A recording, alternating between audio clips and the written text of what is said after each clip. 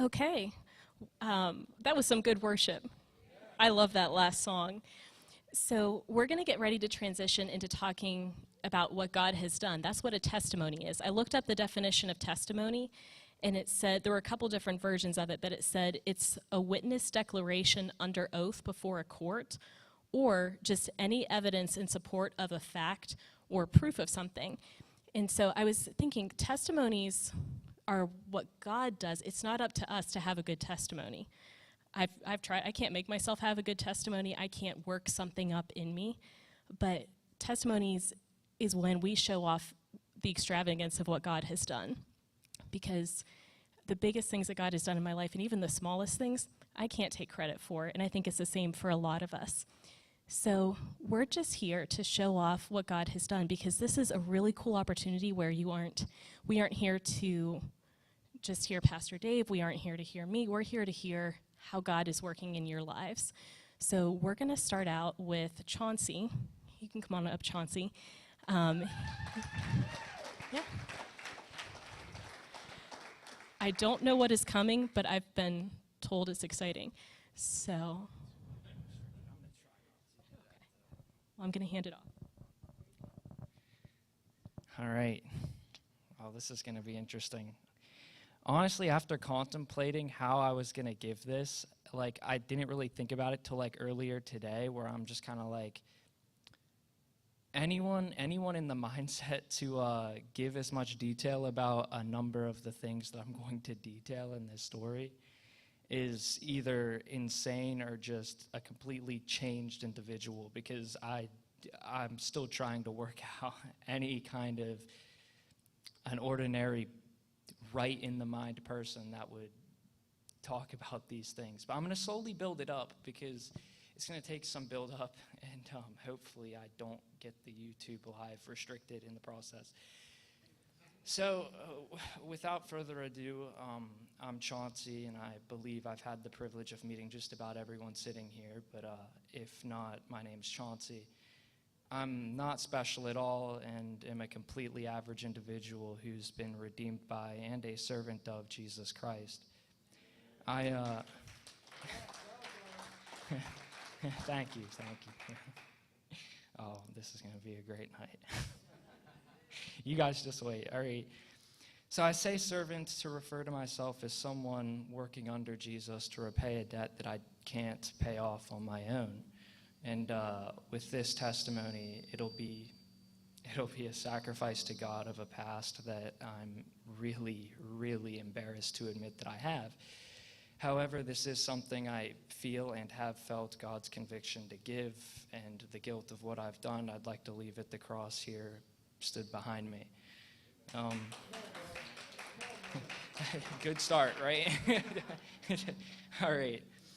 I'll try to be really short-winded, while kind of also starting from the beginning, a gradual increase in insanity here. So just kind of just bear with me. So I abused my relationship to Jesus Christ. This is someone who is very and truly alive to me, someone who walks before me as a leader, in order to guide me, beside me as a friend and a mentor, and behind me to push me forward when I can't do it myself. Someone who never for a second took their eye off me while I wandered from that straight and narrow path. From a young age, just getting into it, thanks to my family over here. If you want to meet them, come find me after. I'll introduce them. They're great people, way better than I was growing up. Maybe I can live up to that in the future here. That's at least the goal, right? But thanks to them, I grew up Christian, was devoted to a great church, baptized and later saved. And this saving is something that I took advantage of. I probably should have wrote that I adulterated it, because I thought that being saved was the end and all else didn't really matter. I don't make it a habit to talk about it, but I'm insanely dyslexic. I read books weird, I write weird, and was slow with memorizing math equations, reading, and writing. As a result of this, for the first couple of years of school, while the other students were in class learning cursive, in the order of the months, I was in separate rooms squeezing tennis balls, reading books, and learning how to hold a pencil properly. This isolation as a kid kind of got to me, and for a while I debated if I really was actually just that different from everyone else just for being slower. Eventually I was put into normal classes again, and I had a really bad experience with the teacher in the 3rd grade where I ended up with so many penalties that my mom called into the teacher to ask what I was doing wrong, and she was told in that conversation that someone had to be made an example for the rest of the class, and that the parents took the penalties too seriously. On one occasion, during a bathroom break that the class would go on, a student began sliding me down the bench we would sit at while waiting for the whole class to finish using the restroom, and he was sliding me into other students. I'm way too introverted to, go along with the mischief, but I was the only one punished. At a few sleepovers from that period of time, I would be the punchline and sometimes the literal punchline of the jokes that the other kids would tell. And at the time, I didn't notice it, but I was building a really deep resentment for the society around me, which ultimately caused me to isolate myself from early on, just thinking that I was weird or different from everyone else. My first friend, my cousin, was very manipulative of the friendship we'd formed. To him, it was give absolutely everything you had to be his friend, and you were on what he called his team. And it's just a weird thing to call a friendship to begin with. But in addition to that, if you tried to have other friends, he'd manipulate a situation where the two friends would kind of be at odds with each other and have to ally with him against the outcast. So up until this point, it felt like I failed at socializing with my peers, and till this day, I still feel really anxious when I try to communicate with them. Regardless, none of this justifies the decisions I would make later on. In middle school, I grew a really bad obsession with learning that I still have till this day. Granted, it's definitely not an idol like it was, but I believe it began with the idea that if I could learn enough, I'd be able to have a higher degree of control over situations that would take place in my life. The more I learned, the more I realized some things were just too complicated to grasp completely, especially when it dealt with the minds and emotions of people. I read every book I could get my hands on, fiction, nonfiction, psychology, body language, economics, mathematics, different language books too. I actually know some really basic sign language, never once in my life used it, but I can spell my name, so at least I've got that down. In middle school, I became really depressed. Even after some deep contemplation, I couldn't tell you. I think in part it was due to this growing inability to kind of comprehend my peers and the isolation that existed between us based on our moral values, ethics, and basically my really strange, inquisitive nature. Embarrassingly enough, at this period of time, I had a handful of relationships. My first with a girl that danced at my mom's dance studio. Awkwardly, it started and ended Valentine's week where, right after she starts avoiding me without explanation. I really, saying that out loud in front of a bunch of people is really weird, but I'm going to keep going. So I moved on eventually, right, but it still damaged my self-image even more. My experiences interacting with society so far caused the younger me to build a really bad self-view that I was just really different. I felt like a loser, unwanted, and like I was an outcast, and it didn't help at all, but I actually just accepted it and kept moving forward because I didn't really know how else to go about it. Different times in middle school, I actually debated myself if life was worth living. I was a very nihilistic child. I really thought at a very deep level, and I don't know. It made me even more depressed, honestly. But I debated this a lot in middle school. However, I never had the necessary will to carry out my own insert word. Hopefully that gets past the YouTube violations. But my second relationship doesn't really matter to the testimony. However, it was kind of bad, and then basically what it did at the end all be all of it, encouraged this idea of myself as a bad person that I'd been building in my head. I felt genuinely unredeemable. Maybe, yeah, probably definitely was at that time, but more so now as a result of this. But the finer details don't really matter. My final relationship, which is where things are going to start getting a little bit more interesting, was in my first 2 years of high school with the girl that I wasn't well yoked to be with. This caused me to sacrifice a handful of the Christian values I was able to hold until this period of time. Ultimately, at the end of it, I was cheated on twice, once with a guy who got used for free Taco Bell. Strange. The world's a really strange place now. And another guy who was homeless and a cocaine dealer / addict. So this new boyfriend, the homeless guy, and I apologize for that identification. It's just the only way I didn't want to say his name. He went to the same school as us, and in the hallways, he would kind of harass me in a very aggressive way. And in the meantime, this ex was spreading a really bad, unnamed rumor about me. It wasn't true and caused its own separate social issue for me. And during this period of time, we're in high school now, so there was a group of older kids who I would have identified as the farmers in the car guys who kind of bullied me in the hallways and online, which kind of didn't help my self-valuation.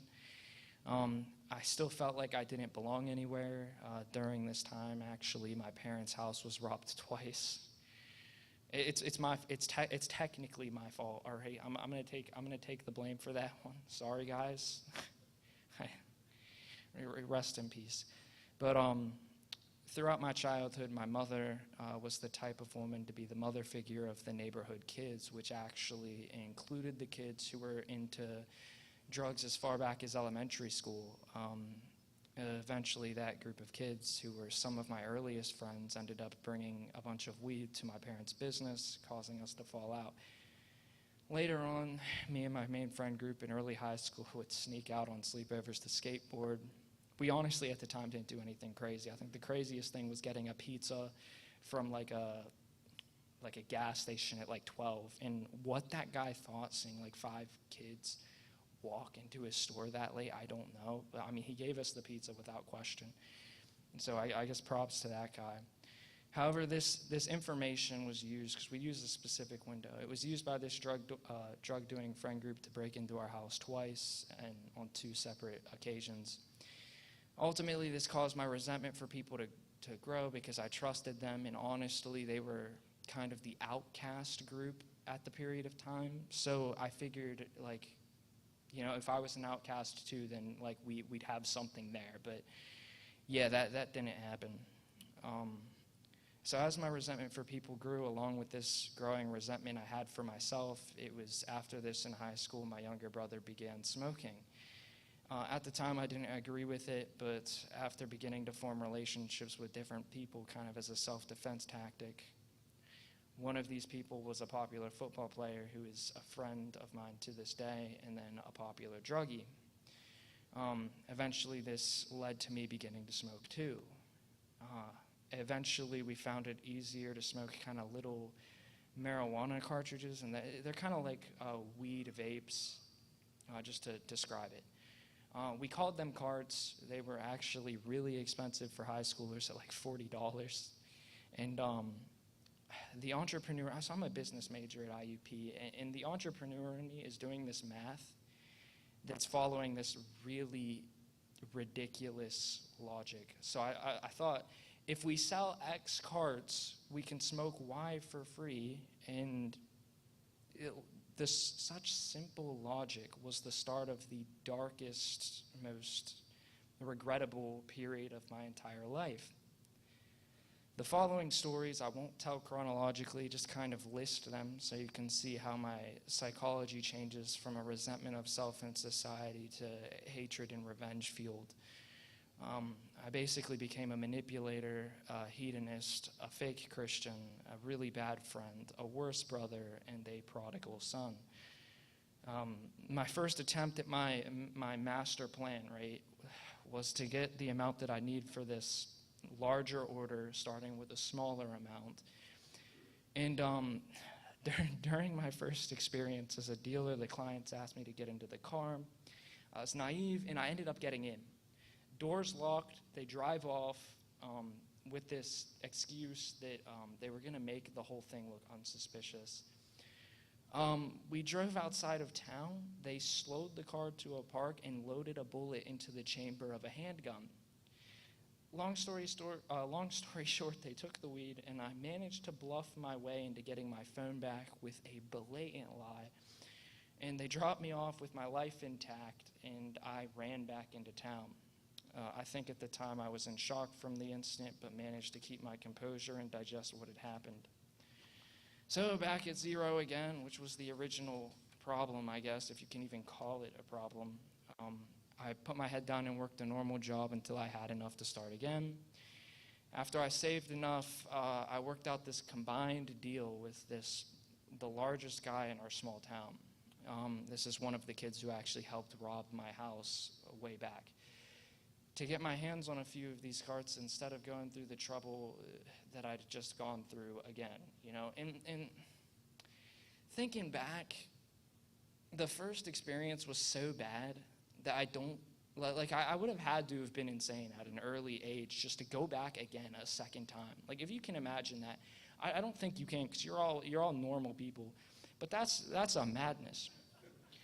But I'm sorry, I just diverted, but so I do this combined deal with this other guy, and long story short, I got some information, and that was the idea of the supply of these carts in the area, the price level of them, and the price that my only competitor had purchased them at. I lined up enough buyers in one evening to sell out with enough money to buy the rest of the stock back from the guy I'd done the combined order with, and this basically just expanded the clientele and enabled me to make my first profit with my original plan. Now, the plan that I thought up worked well the second time, all right? The second time, it worked well. And I don't even consider it well, but, it worked, right? And to be honest, it was the first thing that I actually felt that I had done well. So I thought out how much I could make by repeating this process and decided over the course of a week that if I was an outcast, I'd be the best of the outcasts, and if my only characteristic was as someone who was unwanted, I'd be the absolute best at that. I told myself something good would come from my decisions at the end of it all, but I was wrong. Fast money comes with slow problems, and you can take it from me, I guess. For a period of time, every day after school or before work, I drove around town making sales. Day after day, I slowly worked out the supplier situation of the area while spreading my name amongst various groups of people.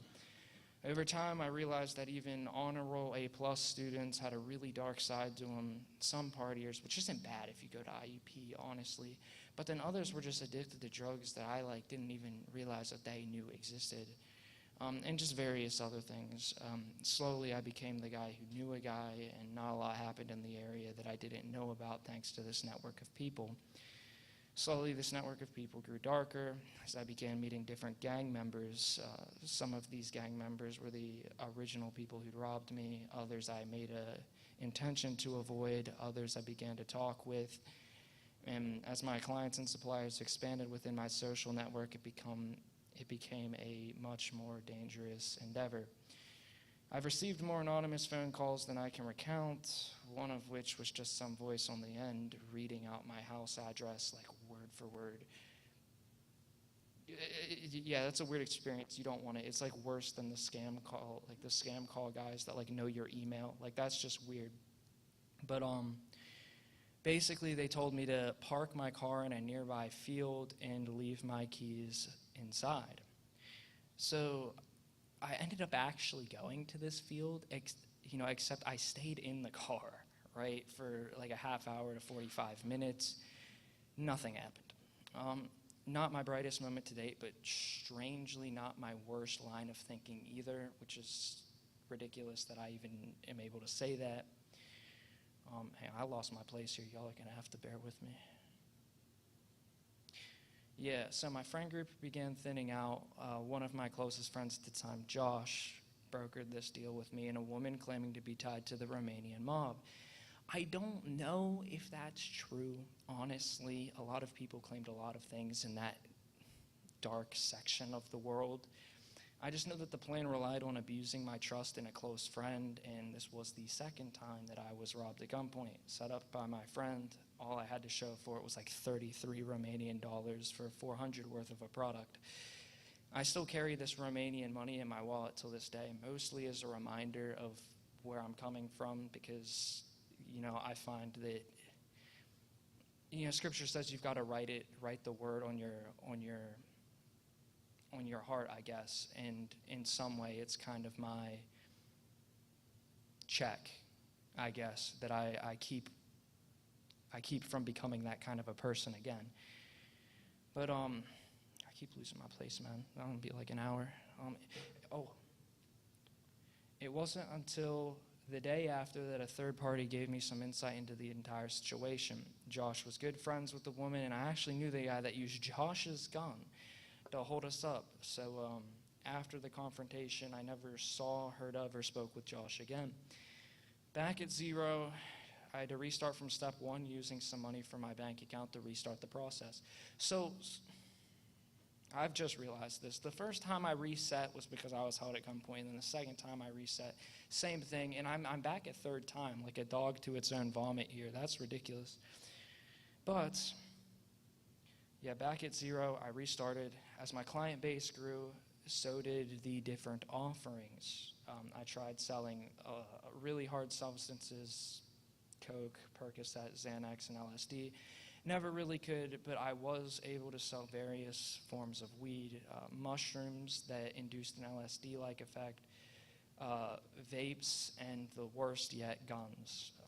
Once to a gang member in Chambersburg, Pennsylvania, I had the sale of a semi-automatic weapon lined up after class. However, upon meeting with this gang member and his massive friend, they asked me to drive to a nearby field to test shoot the gun. So trusting a gang member not to shoot me in the middle of this field and just leave with my vehicle and the gun wasn't something I could do. At this point in time, I was fully willing to get shot and die for like $50 profit, and accepted that that's likely what was going to happen. Not to spoil any of the suspense, though, I actually lived. Months or a year down the line, this is one of the firearms the gang members would get arrested with in a drive-by shooting. So I grew the business. My small town suppliers couldn't keep up with the amount I was selling, so I decided to jump up this supplier ring and found suppliers in 3 main locations: Hagerstown, Maryland, Colorado, and Washington, D.C. I had people who would receive the drugs from Colorado who also gave me a storage house for this product, and another guy who'd run to D.C. to broker deals in my place. Once, while meeting my supplier in Hagerstown, he asked me to take him to Jonathan Street. So this is like that road that you don't drive down. I don't even think I know that police go down this road. It's a very dangerous road, and if you accidentally find yourself on it, you definitely don't stop to get directions. My supplier was buying a lot of cocaine from some gang members. I'm going to wreck the YouTube channel. I think this is bad. But they had a boy young enough to be in the 3rd grade who rode up and down the street on a bike to patrol it. Now, at the time, I didn't know this, but long after the fact, I found out that his job was, or his position, I guess, would have been called a pigeon. I still think about that kid till this day. Over time, I began learning to research people. I actually created a black book of my town's entire police force. Inside, you'd find their full names, phone numbers, emails, relationships, parents, children's names, current and previous addresses, as well as their awards at the police station. And this is a skill I absolutely refuse to use till this day. But at the time, it helped me vet real clients from sting operations. I say this to outline how dark my personality was becoming. I was hiding everything from my parents, specific peers, and risked my life as well as my loved ones' lives, and profited on the addictions of people who honestly just needed Jesus. I was wearing a mask and found my identity in my negative characteristics. At the time, I would have called myself a Christian because I was saved and knew of Jesus Christ, but I was just abusing the relationship he wanted to form with me while building flawed strongholds in my psyche. One week, I dealt again with the people who robbed me back at the start of the series. I don't know what's going on. Like, that's crazy reading it back. But I was doing this through one of the original friends I made. This would have been the popular druggy friend back at the start of the testimony. And over the course of the week, I was robbed of about $1,000 in product. First, they stole half, and then these... Sorry, I've told a handful of people this story. It's just going to be interesting giving them the rest of the details. But the second half, the friend robbed me of, claiming to pay with money that he put into a safe. So he gave me the safe and a code which didn't work. He claimed I had to open it to get the money, and it's ridiculous. But at the time, he told me about this scheme to buy a lot of drugs with prop money and get rich by selling the product. If you want to talk about a heist, I don't know what else is. That's just ridiculous. But this is going to come into play a little bit later. So, like, one day after school, I go to the kid's house to talk to him about the safe situation, walking into the situation knowing two things. One, he was on probation, and if he got caught breaking the law in any way, that he would be arrested for a long time. And two, only him and his mother were home. I was hoping that to avoid any drama, he would honestly speak to me, but after spending 10 minutes at his front door trying to get him to come out, like a dozen people and like 3 different cars pull into his driveway, and all of these people are from the circle of friends I'd been building. So with nearly 15 people outside, he just refused to come out, and by then I decided to leave. My way back to the car, a friend had stopped me and said I heard him laugh. I'm completely deaf in my left ear. I've always had 0 hearing in it. If you're interested in that story, it's much nicer. Ask me after the testimony. It's completely unrelated. But completely trusting my friend, something in my mind, it just like snapped. And I took the safe and threw it through the glass door protecting his front door. The safe exploded. Inside were just a handful of Walmart printout pictures. And after that, we just left, and I never spoke of or saw him again. After driving home, the people who'd robbed me at gunpoint the first time, and previously this same week in this same scheme, pull into my gravel driveway offering me money for what they'd stolen from me, trying to protect the guy whose front door I just demolished. However, they just told me about this plan to like send a bunch of fake money through this like underworld, and I'm like, yeah, I don't know. What I told them is that the friendship mattered more to me, but that was a lie. At the end of it all, I had people working for me in the small area where we lived, selling different product for me. I myself made sales daily. Networked with people constantly just to sell more of these drugs, lying to my parents. I risked my loved ones' well-being for money. And to give you an idea of how extreme this scale was, I had clients in towns very far away from where I operated, safe houses to store the drugs in the area. Suppliers as far west as Colorado and as far south as D.C., and at the time had considered joining multiple gangs but had declined because the initiation ritual was having to kill a rival member. Thank God I at least didn't go that far. Like by now I'm just like ridiculous. I don't know what's going through my mind, but in my final deal, in one exchange of hands, I was able to turn $5,000 into $33,000. And I don't say this pridefully or to flex, just to outline the sheer scale and danger of what was going on. I also would like to add here that after finding this church, the entire $33,000 I threw into the dumpster outside of my apartment, and the total amount is sitting in a landfill somewhere in the area. My only regret is not anonymously donating it to the church. This kind of leads me into a micro recovering of my development as a human. I just did an upward trajectory. It's probably like this way. But the self and societal resentment I've been fostering kind of grows into this deeper hatred of myself and the world around me. And once my first idea had worked out, I chose to take it to this next extreme to get revenge on my peers, my teachers, and to find a deeper purpose inside of me, even if it was as the town's antagonist. I'd figured I'd live this purpose out to its fullest. Ultimately, with a couple of years of this, I had developed a reliancy on my identity as a drug dealer. I was depressed, anxious, stressed, and still had a really poor self-evaluation, and I just self-medicated these deficiencies with weed, alcohol, and nicotine And the worst one yet, the one I am the most guilty for, I built these same mental strongholds in the minds of my younger brother and dearest friends. So that kind of brings me full swing how I ended up at this church. Thanks for coming along with me this far. This is where it gets like, we're past the climax, guys, so it's chill. But my plan in coming into IUP was actually to expand this, empire I was building, whatever you'd like to call it, into Pittsburgh using this college. I was going to pass my position at home down to my two younger brothers while I operated at IUP. My plan was to pay college off with the profit and collect enough money to start a business while studying, I might have just jumped the line and just befuddled myself. Yeah, my plan was to pay off the college debt, using the profit, collect enough money to start a business while studying business in Eberly, so I could return home to form an entity to launder the money with. But using my time in college to reflect on my past, I realized I couldn't curse my brothers with the same burden I'd been dealing with for so long. Realizing I didn't even want to be doing this myself, I kind of just let the business collapse, both my client contact list and my supplier relations.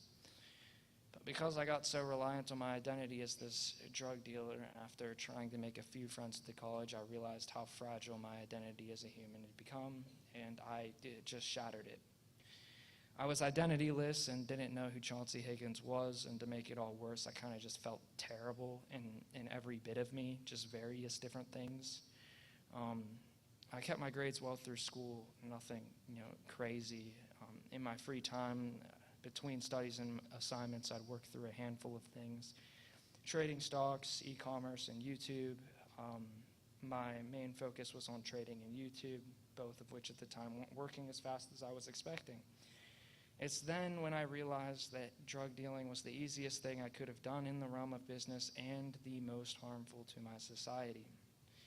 Realizing I took the easy way out, for the next 2 years, I studied YouTube's back end and trading. I would study, work towards these goals, read textbooks, and then get blackout drunk on the weekends, smoking weed every day.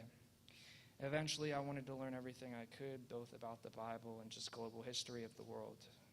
The reasoning for this is because I grew up Christian and I knew my identity should have been rooted in the Bible, but by this time I realized I hadn't read a single page, and I read books like crazy, so I'm the fact that that's the last book I read is ridiculous. But around this time, I had this habit of blackout drinking on the weekends while smoking weed every day. I still got good grades, made the dean's list, read the textbooks, completed assignments, worked on the YouTube channel, and began a personal study on a wide range of topics. I'm going to list a few of them here. It's not all of them, but this is the period of time I formed my political views, and these studies really did, at the end of all of it, help root my faith in the Bible as absolute truth. But world history from the biblical perspective, the Gnostic perspective, the scientific perspective, the occult perspective, and the secret societal perspective. I was reading the documents of early historians like Manetho, began studying Genesis heavily, began reading the different apocrypha texts related to the Bible. That's all of the books that have been cut out for different reasons, and various ancient tablets. I was tracing some weird people and groups across time, even into the present era. Rosicrucian groups, the Freemasons, occult groups, Jewish mystic groups, etc. At the time, I was getting into alchemy, numerology, astrology, demonology, spirituality, and different soul theory, and a handful of other really disturbing things. That's probably the best word for it. After a while, I came across a quote while looking through these documents on secret societies that went something along the lines of, anyone researching these rabbit holes either loses their sanity or rides their remaining sanity thin. I didn't take breaks. I hardly slept, 5 hours at the most. I was drinking heavily on the weekends, and the more disturbed I became, the more I would drink. So we slowly move into the semester that I found this church.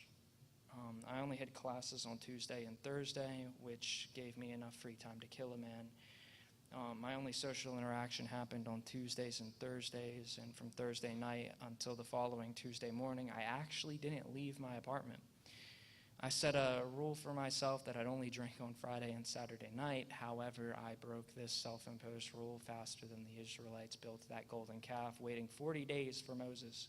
So for as much as we like to talk crap on the Israelites, I managed to just one-up them by like 10 billion. So yeah, think about me if you ever, have a bone to pick with the Israelites. I've just lost my place again. I'm so sorry. Give me like 10 seconds. Okay, yeah. I was drinking Friday till Sunday. My grades stayed good. My studies were all maintained. And I was taking in an insane amount of information. But my mental state actually did begin to deteriorate. I began having some delusions, outbursts of various emotions, and had a really self-destructive behavior. My family saw this decline in my brother, who very well might be watching this. If you are, hi, I'm here. But my brother knows me better than I know myself. I swear, I've been blessed with him, honestly, and he's been cursed with me. So it's been a great balance. But he even actually asked the family doctor about me at one point and hit the nail on the head with what was going on. But all right, you guys need to be ready for some more ridiculousness, because this testimony is crazy. One week, my landlord asks to tour my apartment with this potential tenant. This is on a Wednesday, and that Tuesday, I came to the conclusion I would quit drinking. But before I quit, I'd finish the last bottle, right? That Tuesday evening.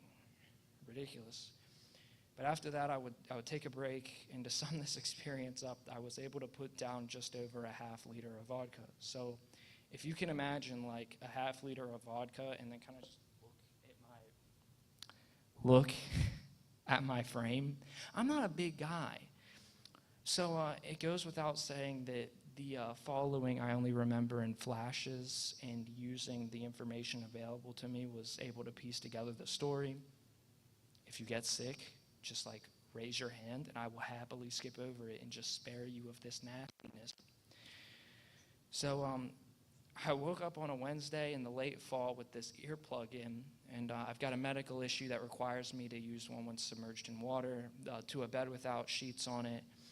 And, being completely used to some disorientation after these evening binges, I got out of bed and stepped into the front room of my apartment, where my couch cushions were stacked by my apartment's entrance. Vomit on every cushion. Very likely still drunk. I wasn't able to make sense of it. So in my confusion, I look into this kitchen and living room area to gauge what was wrong, just to see the back of the couch was covered too. Everything on my coffee table was either on the floor, just knocked over, with a bunch of dried nastiness all over it. There was dirt from a cactus tray on the floor, the cactus in the tray just everywhere. So I step into the bathroom, trying to collect myself, which is where I'm slapped again because my hearing aid's in there and my laptop. Hands down the weirdest place you could ever find a laptop. How's a laptop end up in your bathroom, man? Like, that's crazy. With a bunch of nastiness in my shower. So the toilet was fine, though, if you were wondering. It should have arguably been the worst out of everything that had happened.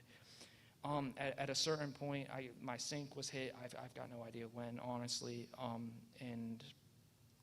I've got like a coffee bar off to the right of the kitchen sink. That was hit too. I don't know. I'll give you a basic kind of rundown of how I think it happened. After finishing the half liter of vodka, I slept on my couch facing my ceiling. Mistake number like 57 billion at this point, honestly.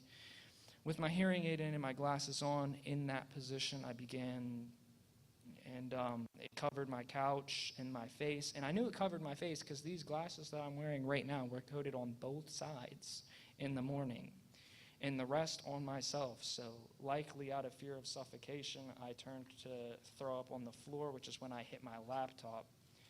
After that, I stood trying to make it to the bathroom. I likely got a blood rush, and let me just punch that while I'm up here.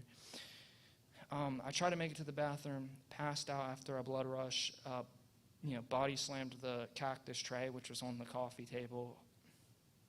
I was okay the morning after, honestly. I probably shouldn't have been, but my body weight carried me over the coffee table where I landed back on the floor of the other side of it, just where I woke up and crawled to my sink. Don't know why, and then stumbled to the bathroom after collapsing into this coffee bar. In the bathroom, I ended up showering completely clothed without reason, my hearing aid in, which was the worst part of the situation. It's insanity number one in this paragraph. Wednesday, I had a house tour, so in the moment, I likely ended up washing the couch cushions in the shower to clean them, which is insanity number two. This just gets even more ridiculous. I can't believe I'm saying this out loud in a public setting, but somehow the laptop ended up in the bathroom. I still don't know how. My sheets were off my bed. I don't remember doing that. I don't know how. And there's a pile of dirt in my bedroom, and I'm seriously not even sure how it got there. But you can probably grasp the severity of my intoxication so far. After sitting on a cushionless couch Wednesday morning beside a literal pool of nastiness, as I'll call it, I realized the person I'd become. When my mom gave me this laptop as a gift before going to college, she described it as something she'd worked a certain amount of months to get. So I promised to treasure it, and I became someone willing to throw up on a certain amount of my mother's hard work. Before that moment, I didn't realize how it felt to be genuinely afraid of yourself, and that day I did. That day I told my friends and family what had happened, and after cleaning my apartment as much as I could for the tour, I went home for the weekend. I came back to Indiana with my mother on Sunday when we fully cleaned the rest of the mess. Some extra family came up for the weekend, and so did my old friend and Pastor Mike, the black guy sitting over there. He's great looking, guys. You should just look at him and make him feel awkward. But Mike, during my time back at home, anointed me with some oil he got from Israel, and while at my apartment in IUP, anointed the apartment and prayed over it. While at Indiana, Mike wanted to find a church for me to start going to, which is when we ended up at this one, Friday at 6, courtesy of that old sign out front, but maybe we'll work that out in the future. But you've all seen it? Have you all seen it? Is that why you're laughing? Because, all right. Where am I at? Yeah, so that Friday, about a half hour after 6, Mike asked the mall security about the church, which is when they pointed us up to the halfway house on the hill. I guess they're two unrelated entities, but somehow I ended up there. And that night's actually where I met Doug on a shift, Dougie. And so the Sunday after that, I attended my first service, and I've been coming every Sunday since. I also participate in Dougie's group Wednesday nights now and met a lot of inspiring people with similar backgrounds to me. Just a list of a few of them are Joe, sitting here, a really great friend of mine now and somebody I actually really look up to. John, who just left, likely because I've taken up more time than I intended to. A great guy, though, honestly. He's been a great father figure to me. JJ, who isn't able to make it now, I miss that guy. Jason, he left too, I miss him. Greg's not here either. And then Grant, who is, happens to be John's ride. I'm killing it, all right? I'm killing it. I'm actually killing them, honestly. I'm not, but the other Joe, too, is a lot more people now like Nestor who've been a great influence and inspiration to my recovery. Since attending this church, I've been able to quit smoking weed and drinking alcohol. I'm serving on the tech team now and have an internship here for the summer. I've been able to find a source of joy to tap into and foster a deep peace within myself, as well as rebuild a positive self-image. The love I received here from each of you was a really big factor in my restoration. Before finding this place, days to weeks would pass, and while passing a mirror, I'd get a glimpse of myself and realized I hadn't smiled in a really long time. This would have been sometimes days to weeks. I lost hope for myself, was honestly convinced I'd die alone at the end of my life in some cabin, secluded, hopefully off the grid because of all the chaos going on in society now. I forgot how to actually be human over time and lost that humanity. Now that I've had the great opportunity to meet each and every one of you. I've got more reasons than I could have originally fathomed to genuinely smile, even if it is being called Miles like the 7th time after meeting someone. I love this place, I swear. The blessings I've received since refostering a relationship with Jesus are uncountable. Since being here, I've relearned how to live, hope, laugh, and love both my life and other people. I was able to rebuild both my sanity and my humanity, and thanks to my experiences here, I was able to reform my honest relationship to Christ. And I'm gracious eternally to God and you all sitting here for taking part in that regeneration. And genuinely, I thank all of you and am eternally grateful for the kindness that you've all shown me. Because out of everyone in the world, I'm probably the most undeserving. With that, a Catholic man, Richard Rohr, says, before the truth sets you free, it tends to make you miserable. And that's how I ended up here with all you great people. I'd like to end on like a lighter note. So after praying over it, I've got a few Bible verses that I think the Lord's laying on my heart that kind of just resonate with the story. But Matthew 14, 28 to 32. That took some skill to do that one-handed, but the disciples see Jesus walking on the water in the storm. He kind of confirms it's him and, not a ghost, because that's what they thought this is what they thought was going on, which is where verse 28 picks up. Lord, if it's you, Peter replied, tell me to come to you on the water. Come, he said. Then Peter got down out of the boat, walked on the water, and came toward Jesus. But when he saw the wind, he was afraid and beginning to sink, cried out, Lord, save me. Jesus immediately reached out and grabbed him. You have so little faith, Jesus said. Why did you doubt me? And when they got into the boat, the wind ceased. Specifically, I'd like to reference that. There was 2 reasons. I'll keep it to one. Peter asked for something impossible. And not even halfway through. It was probably like a few steps. I don't know. It happened way before my time and everybody else's. But when Peter looked away from Jesus, he began to sink. And the entire time, what I found cool about the story was, even though Peter looked away from Jesus, Jesus never once for a second stopped looking at Peter. And I think that resonates a little bit with all of our lives, because every time we fall short in some way, we're kind of turning away from God. And it's kind of comforting to know that immediately when we call out for help again, he's there, because he never once took his eye off of us.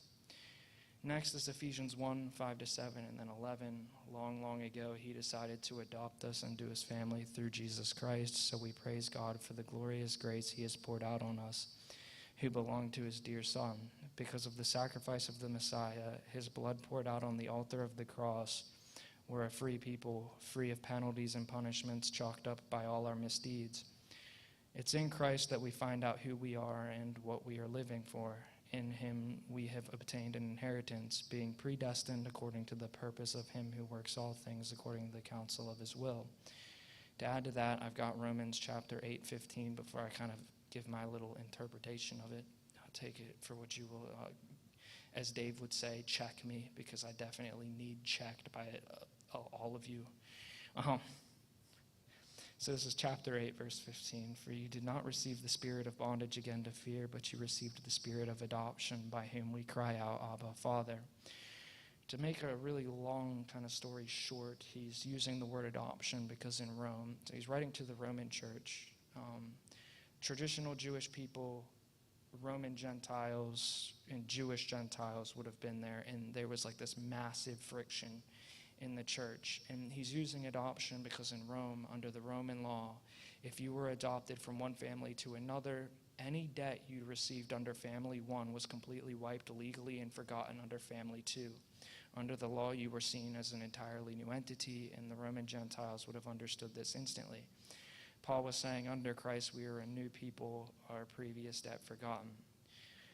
Finally, just so I can get out of your hair, I'm going to just quote Paul and Timothy, and you can look for the verse, as you see fit. But he says, I'm so grateful to Jesus Christ for making me adequate to do this work. He went out on a limb, entrusting me with this ministry. Even though I was once a blasphemer, a prosecutor, and a violent man, I was shown mercy because I acted in ignorance and unbelief. The grace of our Lord was poured out on me abundantly, along with the faith and love that are in Jesus Christ. Here is a trustworthy saying that deserves full acceptance. Jesus Christ came into the world to save sinners, of whom I am the worst. But God had mercy on me so that Jesus Christ could use me as a prime example of his great patience with even the worst sinners. Then others will realize that they too can believe in him and receive eternal life. I appreciate you all for sitting through. I took way more time than I wanted. People even left. That's crazy. That's all I got. Thank you.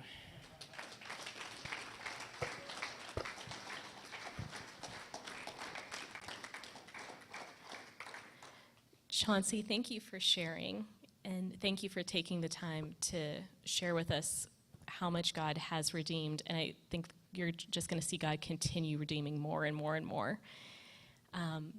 In the interest of time, we aren't going to open up to additional testimonies, but we have a couple minutes left, and I think that would be a really good time to sing one last song. Let's sing Gratitude. I feel like it's kind of our theme song. Let's close out with that. And after Gratitude, I'm going to invite the prayer team up. If some people maybe want to stand on the sides or over kind of where the bar used to be, just to pray for people. If you have a prodigal in your life that you want prayer for, or if you need prayer for breakthrough in anything, even if it's, not to sound trivial, but even if you have a hangnail that you just can't get rid of, God cares about what's on our heart so much, and we want to be able to pray for you.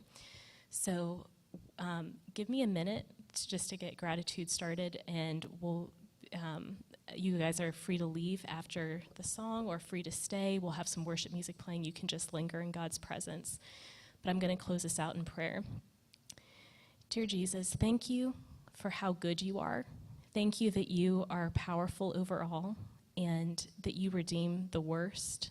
And I just thank you that nothing is too big for you. So we just come to you with hearts full of gratitude and just surrender ourselves and our lives to you and give them as a gift, as a sacrifice of praise. And we ask you to give us back what is holy and what you have for us to keep. We love you, and we ask that you just bless our evenings and our sleep with your presence, and that we would just wake up in fresh communion with you in the morning. In Jesus' name, amen.